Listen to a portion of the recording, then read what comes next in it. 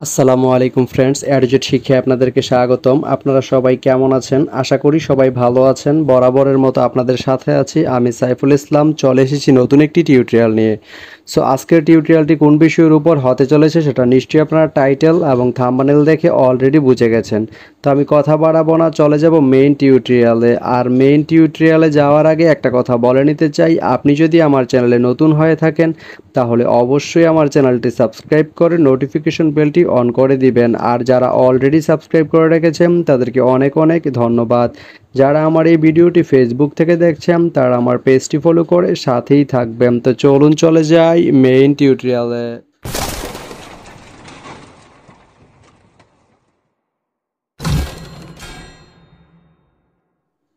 তো বন্ধুরা, আজকে আমরা জানবো আপনি জয়দেবপুর থেকে পার্বতীপুর যেতে কোন কোন ট্রেন রয়েছে, সেই ট্রেনগুলো ছাড়ার নতুন সময়সূচি, ভাড়ার তালিকা, বন্ধের দিন এবং গিয়ে পৌঁছতে কতক্ষণ সময় লাগবে বিস্তারিত। তো আমি যদি প্রথমে আপনাদেরকে ভাড়ার তালিকাটা দেখিয়ে দেই, আপনি জয়দেবপুর থেকে পার্বতীপুর যেতে এস চেয়ার বা শুভন চেয়ার যে সিট এর মূল্য পড়বে 500 টাকা, স্নিগ্ধা যে সিট এর মূল্য পড়বে 955 টাকা এবং এসির যে সিট এর মূল্য পড়বে 1145 টাকা। এখন আমি যদি আপনাদেরকে ট্রেনের সময়সূচিগুলো বলে দেই, আপনি জয়দেবপুর থেকে পার্বতী